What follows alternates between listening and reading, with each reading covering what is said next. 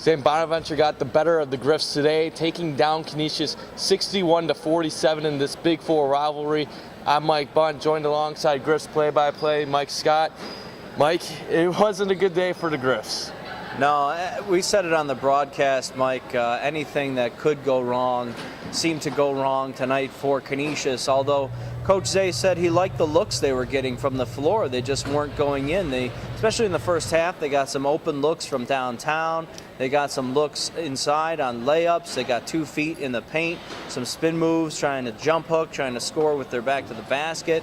And they just weren't making shots. And it wasn't really a game that was necessarily about X's and O's. It was more about making shots, and then it's tough to maintain your defensive intensity when you can't make shots, and I think Canisius lost a little bit of that intensity in the second half, which allowed the game to get out of control. You mentioned how Canisius wasn't making shots. Shot 24% in the first half, 36% in the second half, for a game only a tad bit above 30%.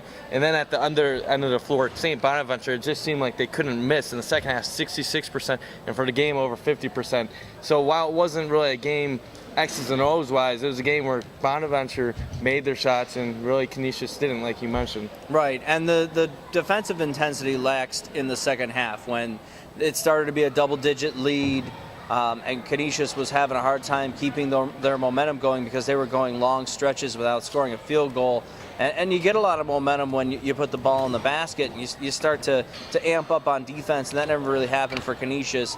And then they started to lose their intensity a bit. When I was talking to Coach Zay, he mentioned that. He started watching the basketball a little bit more instead of this 5-out offense with the cutters. You have to have your head on a swivel, and you have to know where your man is, and Canisius lost track of the player that they were defending several times in the second half that led to easy buckets for St. Bonaventure.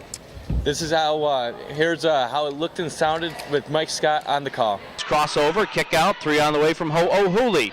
And it's good! Kayla Ho'ohuli. The first foul of the ball game. Ruddle on the quick hitter off the inbounds pass, and she pulls up from just inside the free throw line and knocks down a 2-point field goal. Is all alone on the baseline. Ruddle with 2 feet in the paint again. Turnaround shot off the window with the right hand. Goes Bonaventure, and they've been able to pick apart the Canisius defense with that look from the wing. Count the bucket and the foul for up over the top for Ruddle. Count it and the foul. In on her from beyond the arc these days. Lennox will take a 3 and knock it down. Reading what the defense is going to give you. Count it and the foul for Jen Lennox. Season. Lennox, nice pass to Vanna Bovenkamp, and she's able to finish off. There's Ho'ohuli driving to the bucket and scoring off the window. Tiana Mills inside out. Ho'ohuli for 3, off the window and good. 59-40, St. Bonaventure in control. $1:38 to go, and Lennox able to score. Lost. Canisius falls to 3-4 on the year, and they return to action Saturday when they take on Bryant. He's Mike Scott. I'm Mike Bunt, and you're watching Griffs TV.